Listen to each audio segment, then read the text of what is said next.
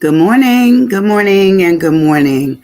How you doing this morning? Hoping the last couple of days were good days, that you had some sunshine in your life, that there was some pleasantries, that you were able to look at not just where you've been, but on your way to where you're going, and in a good way. This morning, I woke up early and and I told somebody what I had for breakfast, and they were like, "Oh no, you didn't." But yes, I did. I had avocado toast. It's actually pretty good, and I make it in such a way that it was tasty. And I had that little bit about probably 6 o'clock because I'm still on daylight savings time.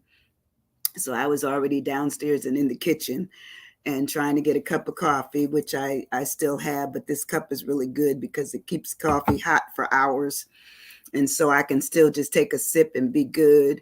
And so I was thinking about what was I going to talk about today, and I said, well, you know what? This is a season that we really start looking at boxes, and not just the boxes that we might be giving away, setting up things for maybe Christmas, or really looking at trinket boxes or boxes that we can find underneath stairwells and, inside garages or storage areas. And it really just gave me a great, plethora of information of what is out there, but it's all ours.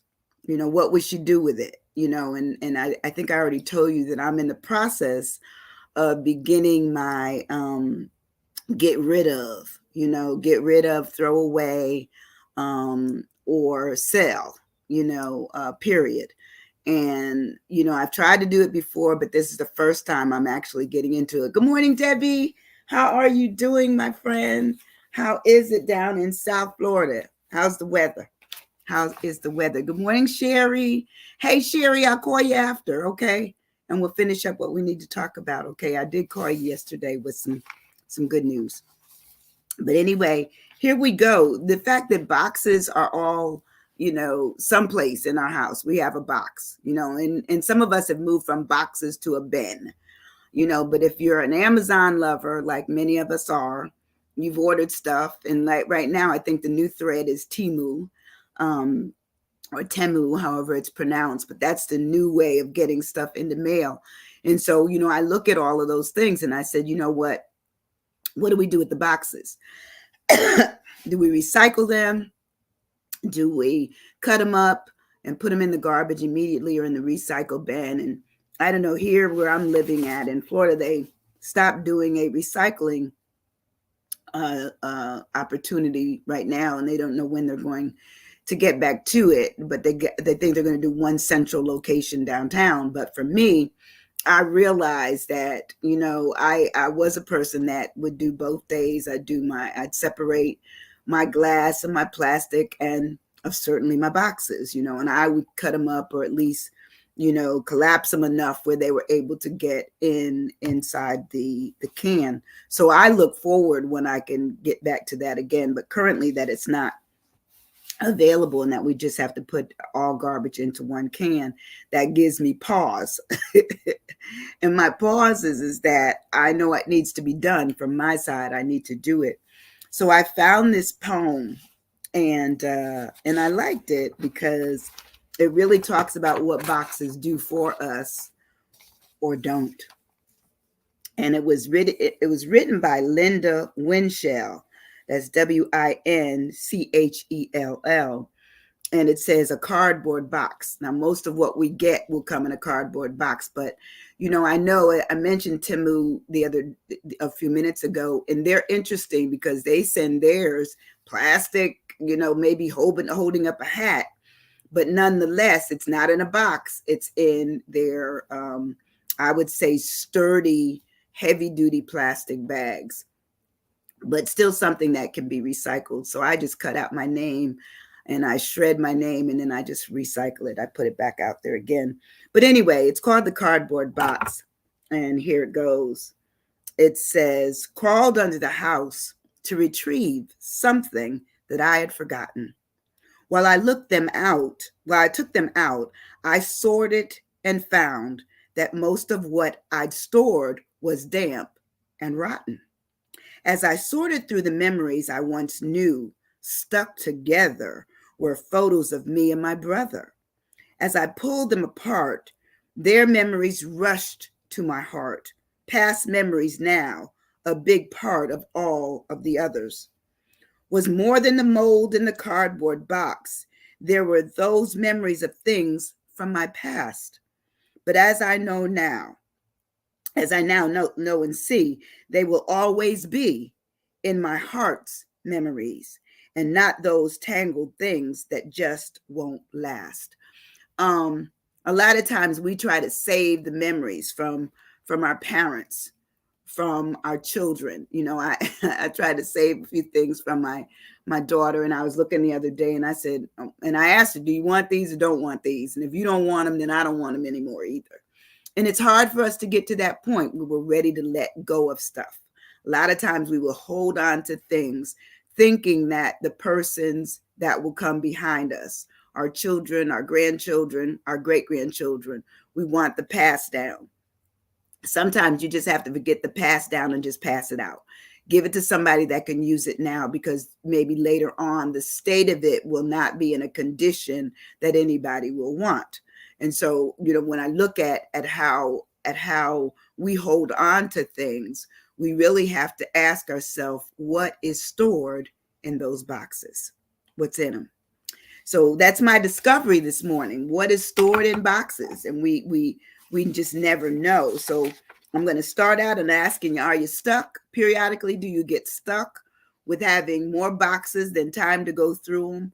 Or get stuck on the first box you open only because it gives you that flooding of memories that all of a sudden you're all caught up. You're just into, oh my God, this was when my child's lock of hair, or this is the first tooth they lost. We have memories, and sometimes our memories are what keep everything in boxes, but they can't be seen because they're in the box. They can't be cherished as if they're visual cherishing that we can walk amongst. No, they're in the box. They're in the box. So sometimes we have to say that the memories that we keep that are currently in boxes, we need to just carry them in our heart and in our memories and leave it alone. Don't worry about the fact that we no longer have it. And so when I start out, it says, what is a box? And it talks about a box being something that is rigid, typically rectangular container with or without a cover, or it could be a cigar box, such as an open cargo container of a vehicle, a coffin, that box. It could be the contents of what's basically in the box, especially measured in their quantity. You could have a lot of stuff or a little bit of stuff all in a box. But until you go into the box, you don't understand the treasure. You don't understand, the emotional attachment or detachment. Because I believe that sometimes we can get to a point where we've crossed over the line and we can get detached from what it is that we're dealing with, only because we've met that grounding. It says everything you own is in the box to the left. Yes, Debbie. Yes. And eventually you're in the box. And can all the stuff that you've held in other boxes go with you? They cannot. They cannot. The box will remain just being just that, a box. It will remain being a box. So it talks about this box being, often it says it usually will contain stuff in a small space, or it could be large spaces that have a large space that have many boxes. It says it could be what they call compartments, or enclosures, And so as a box, it says this container, it usually is for storage or transportation, meaning you're going to transport it from one area to another. Those of us who've ever moved know the just negativity that comes with having to move from one location to another. We did it when we were with the military. And I tell you, moving from New York to Italy, moving from Italy, to Florida, I mean, it just made it where it was like there were boxes everywhere. And then some of the things that were delivered in the boxes had been damaged because Some of the boxes aren't as secure. We like to think that the boxes that we have are secure, and they're not always that secure. Water, could be, animals, you know, having their way with it. It could be, just mold and dampness. All those things could get in the boxes. And they can do the same thing in other things that aren't boxes but are plastic. Actually, they're plastic boxes as opposed to the paper. But it says that the size of the box may vary from being very, very small, such as a matchbox, to the size of a large appliances. It can be used for a variety of purposes, ranging from functional to decorative. And I have some decorative boxes around. And, sometimes there's might be, you go in it and I've thrown something in there on my way out the door. It may have been a few pennies, or it may have been, a piece of jewelry or the pin from my Rotary Club, something, so that I know where it is when I come back. So I use it as my trinket location, but it could be that just that way. And it also says there's fatal and dreadful boxes that are cubic in size, okay? And they're long and they're heavy, especially if bodies are in them. So they talk about those boxes as well. And they said they can be boxes that are beautiful, that people are in to be carried off to their final resting place. But they can also be gorgeous boxes that end up being furniture that we sit things on, because they do have those kind of boxes that are made to be, showpieces, attractive pieces of furniture that add to your decor. But the boxes can be a chest, it can be a trunk, it can be a coffin, it can be a coffee table, it can be a case, a crate. It says it also can be a drum. Have you ever seen, boxes that are drums? And also hat boxes, they use them. It says it could be a canister, a repository. I love that word. Could be a holder of things, and it could be a vessel. So all those things pretty much sum up that many of us have in our houses or in our storage area. If you have a storage outside of your home, put an S there for storage. Because I had one. This is terrible to say, but I'm going to be honest in my honesty this morning. I had a storage after my mother died, and I just couldn't get through all the stuff that she had.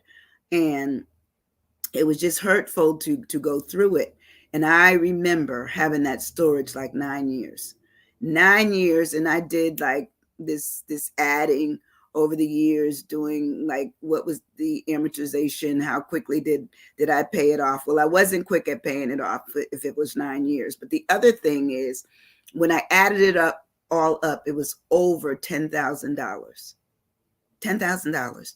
What could I have done with that $10,000 instead of just holding on to things that were holding my memory, holding my memories, holding my hurts, holding my frustrations, holding on to what was the only lingering things of my mother or my sister or my cousins or my aunties, whatever it is. That's how it came. It came in the form of that. But I finally was able to get through it. Finally. So when I break this word down this morning and I asked you, are you stuck? And it says, I love boxes and have a lot of them, but I realize putting it in the box is never looked at or dealt with again. That's true. Haha, amazing. It is true. A lot of times what we put in boxes, we keep them as memories that we don't go back to. Only the memories come out only when we remember that they're in the box or we open the box, and some of us are intimidated to open boxes, because it will give us that flood. We don't want the flood. And Debbie says you can have gone on and bought a bigger box for $10,000. Absolutely. Absolutely. Well, I could have bought, like actually put another room on the house and just had storage inside the house, and that, okay. At that time, I can't do it now because that's been years ago. But the other thing, when I break the word down, I talk about what is a box. And I say it's a barrier. That's my B. Good morning, John. How are you? How are you doing this morning? Prayer requests. Please continue praying for, we remember that for the orphanage. Thank you so much. When we talk about the B of box, I have it's a barrier. It's a barrier. Sometimes the barrier fences us out of even knowing what's in something, only because only because it ends up being that we don't go back. We don't go back and look.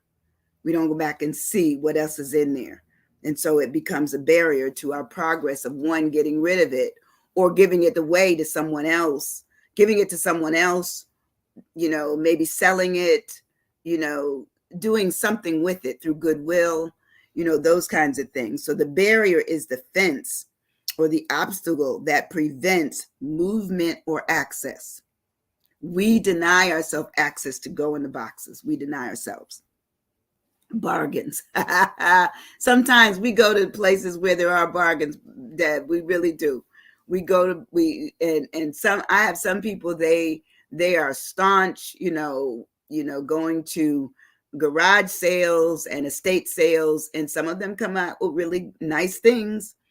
And but the point is not to have too much. Not to have too much. Be within reason that one, it's manageable. Every once in a while I look at hoarders, and hoarders is horrible to me because I don't want to ever be a hoarder. I want to be able to get around my house and not make it a trap for myself, so I'm always looking at what else can I do to clear this out, get rid of that, do that. But sometimes when you're so busy, we never get back to what it is, ground zero of going through our trouble, going through our hurts, going through what we need to go through. So anyway, when we look at barriers, it talks about it being that fence that prevents our movement, but it also talks about it being the railing. But sometimes we don't even realize that we've been railed off of going someplace and doing something because we can't get through the box that we haven't looked at. We won't open it.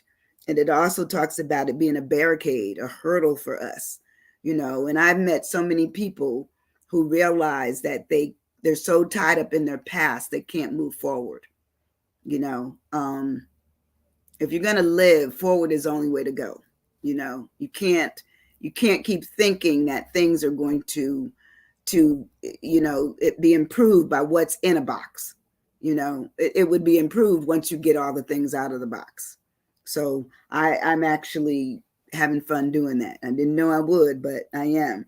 So it also talks about the fact that with these barriers, there's the hurdle we can get over, the bar that we can not only get into, but get beyond. And of course, understanding that the fence, it's a fence that we gave it. We put it in the box. We put it in the boxes. So therefore, that fence has to be torn down. And the only way for us to do it is to actually go into those boxes and get rid of them. When I move on in the word of boxes, I have obstacle. That's my O. My O is for obstacle. A thing that blocks one's way or prevents it, it hinders any progress. That's the obstacle. And let's face it, we've had obstacles in our way as physical people. We've had obstacles in our way in terms of, maybe what's in our way physically. It might be, the table's out too far, or the the stoop is too high, those things, because, maybe we've gotten older and we can't handle those stairs, all those kind of things. Those become obstacles. But then we have obstacles which have become hidden obstacles, which is what is in a box.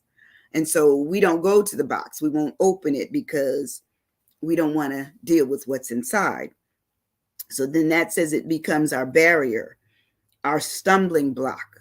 We don't want to stumble off limits. That's good. That and that's what things in boxes become, off limits. It says it becomes our snag, our catch, our drawback. It becomes our hitch, our handicap. Our handicap, meaning if I go in there, I won't be able to do anything else, today. It takes too long. It requires too much of me. It's too emotional. I can't do it. Okay. It says it becomes a deterrent, becomes complicated, problematic. It becomes a disadvantage for us. Well, to me, after a while, if you got too many boxes, the boxes become disadvantaged, not just with everything in the box, but the fact that the total amount of everything is in the way. That's in the boxes. It's in the way. It's in the way. So then you also have to talk about what helps it, how can it stop us from doing things? That's because it's become an obstacle. It says it's also a form of interference. It has interfered with us being able to move freely and do whatever we want, because we always have to think, well, there's those boxes over there that I need to get to or get through.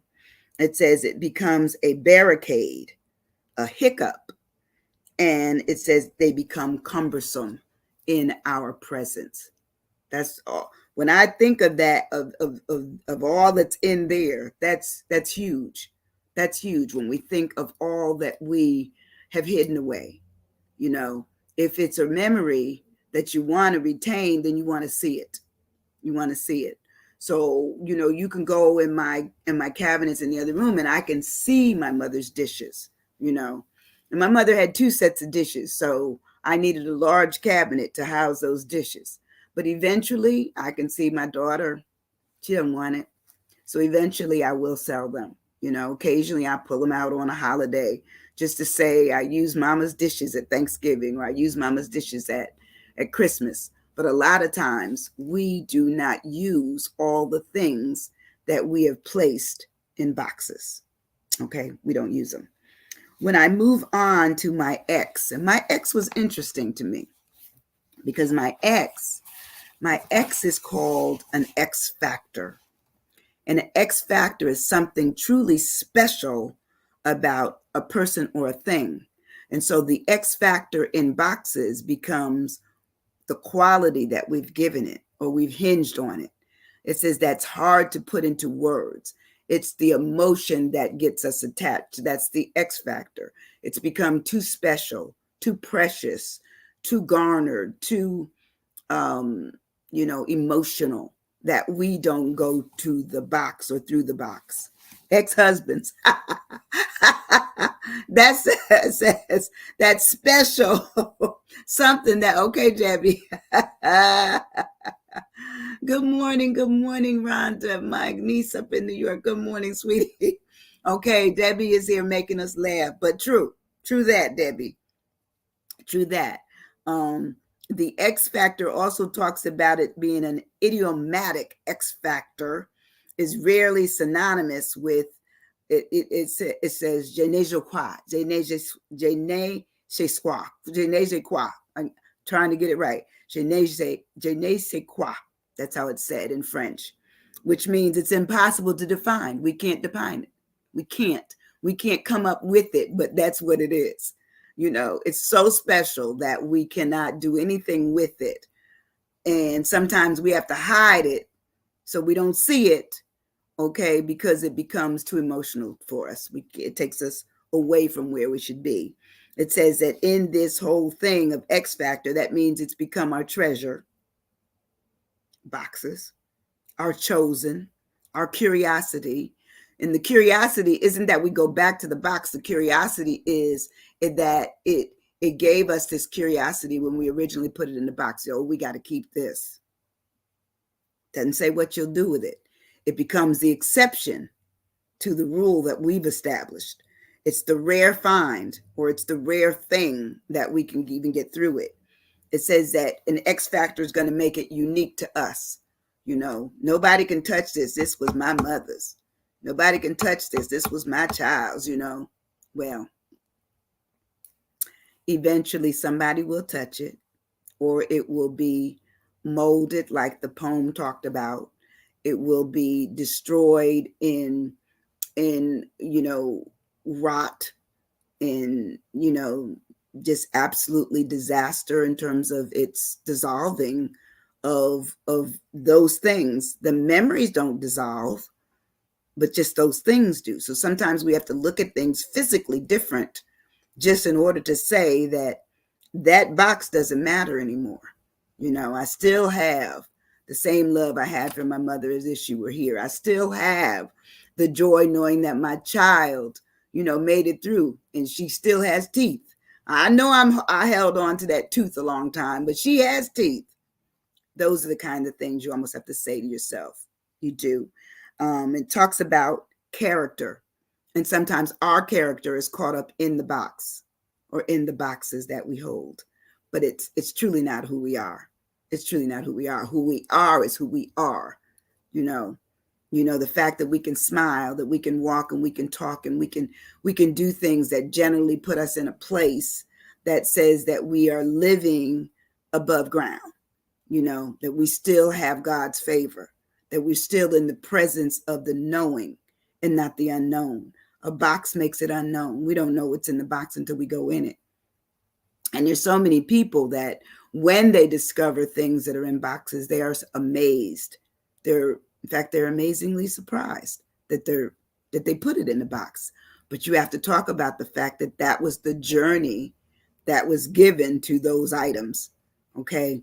And then you have to make it so that the journey continues for those items, that either they are given away, thrown away, or certainly utilized, that you can find a place that they can be used.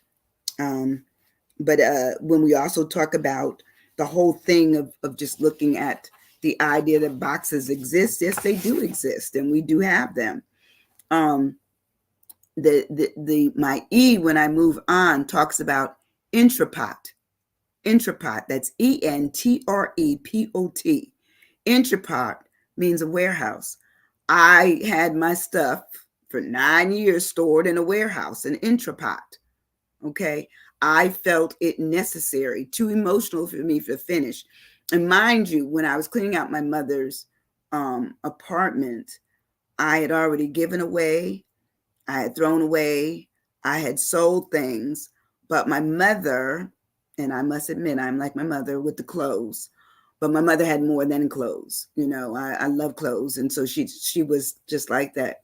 And I still had things, furs and all stuff I don't use, So I actually sent last year a really beautiful coat to my niece, but I missed, get this is terrible. And people aren't honest, but I missed the address by putting, it was a street and a avenue. I put avenue and it was street. And the people who, accepted the box never gave it back. It had a return address on it for it to come back to me, but it was delivered. That was it. They kept it. And so I felt sad about it only for a minute. I called my cousin. I said, I'm so sorry. I missed it. I went back and looked at the address I had sent it to, and I put the wrong address, and I guess the right person or the wrong right person got it. It was wrong that they took it, but the right is that it went someplace. It went someplace. Let's see. Encapsulate. That's a good word, Debbie. And also encapsule. Okay, either one. Enclosed. Yeah, you know that. When you have a box, it is enclosed. It is encapsulated. Yes, all those words are good. And it says it's also the center of a location that will hold things. It becomes a port, meaning bringing in a depository, a storehouse, a warehouse. All those things are part of what we go through when we take things to storage locations, and sometimes, you can have it like that where, 9,000, almost $10,000 is gone, like for myself, only because you could drag your emotional self into finishing what you needed to finish. Sometimes we have to push ourselves, and that's very difficult to do. It's very, very difficult. And my last my last letter for my last word in boxes is storage. That's exactly what we do when we're putting things in boxes. There's a storage thing going on with us, and we know it. We know it. We just need to put it aside and put it to a side. And then, 2 weeks go by, 3 months go by, a year goes by, 5 years goes by. And before you know it, Your grandkids are opening it. You're gone. Your niece is opening it. You're gone. You know, um, the thing is that one of the things they talk about is give it while you're still able to give, and that therefore there's no question about it once you're gone. Give it away. Go through it, look at it, whatever, and let it be okay with yourself. Find your peace within yourself. So the storage and stable, okay. I like that because sometimes people can go out into stables and there's a lot of things, and keeping things safe, because some things do need to be safe. They do. They may not be able to take the wear and tear. But what I found to be true is that especially with shoes and certain kinds of clothing, they need to breathe. So you need to have air circulating around your things. So if you keep them in boxes, then it says basically you are letting in the possibility that they will be destroyed by the oh, good morning, Triple L's. How you doing, sweetie? Thank you, dear. Good to see you. Today our word is boxes. And I'm on the last one, which talks about the storage. And storage has a tendency to, especially if we don't go back to our boxes, is that they just bring in, the fact that you're holding in things that need to breathe. And so they form mold and they form, dust around them and dirt and just making them where they are not worth anything. I had some shoes that were in a box and I was trying to preserve these shoes. I love the shoes. Well, when I went into the box about 2 weeks ago, and I wasn't going to wear them. I just liked them. They were just cool shoes. Well, what I did is when I took them out the box, the heel fell right off, and the leather had turned a gray color. So it had molded. So understand that those kind of secrets is good. That's what we have when we have all this storage. It's our secret, our safe place, our way of holding things to the side. Our stagnant. Yes, that's a good word, because stagnant is what happens like with watery stuff or mold and mildew and all those kinds of things. That's what happens. So getting back to those shoes, when I threw them out, I realized that they weren't like I have these see-through cases for my shoes that stack, and I have them in there, and that it took me a while to put it together. Yes, it was crazy. But in the long run, they can get air around them and last longer, until I decide when I'm going to give them away. But the point is that is the purpose of making sure that we store things properly, that we store things that in boxes that we can visibly see through. Can't see through a card box, but yet and still card boxes are vulnerable to the elements, to the heat in the house, the coldness, the whatever. And, even they say if you have things in a storage location outside of your home, you need to make sure that it's climate controlled. And sometimes we do not. But the climate control may help them last longer and maybe long enough for you to give them away. But let's see what Sherry is saying. It says destruction, and sometimes you won't know until after you wear them and they fall apart. Yes, for sure. Using it is better. Absolutely. Sometimes you don't even realize that what you're about to wear is no longer wearable, So anyway, I've been in my back closet and I've been pulling out things. And so I'm kind of excited about, this turn. And one thing you all know about me as a kind of like a motivational, interested in helping others kind of speaker, is that my interest is that I'm not just helping you, I'm helping myself. I am helping myself on how to look at getting rid of stuff and living a life that's free of frustration and anger and distrust and look, I'm going through things, and it may take me through an emotional roller coaster where I got to go back down through it in order to get it better. But my point is this: you have to do it. You have to do it. You do it or somebody else will do it later. And they would say, I don't know why she kept this, because I did that to my mama. I said, Mama, why you keep this? I'm like talking to her, like, what? Why'd you keep this? What for? And my mother kept everything, the tassels from each diploma I got. My mother had the tassels for it, and she was just so proud. And so a lot of times we have to understand why we keep stuff, why we keep it.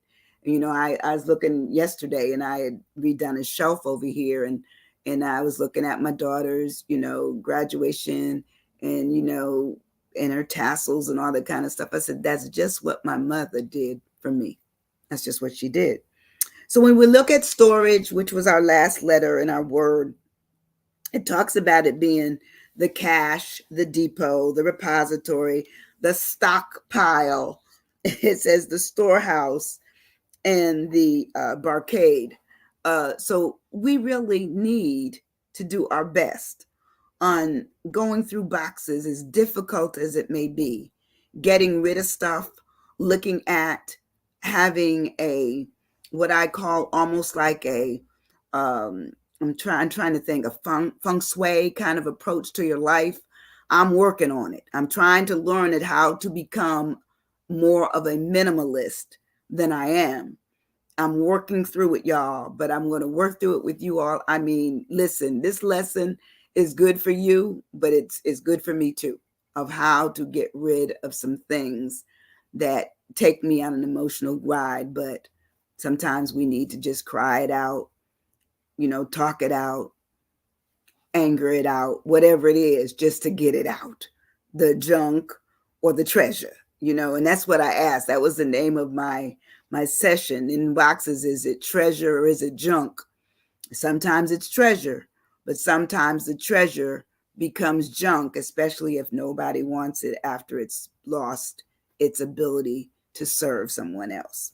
Listen, I want you all to have a wonderful, wonderful day. I appreciate you. Love you very much.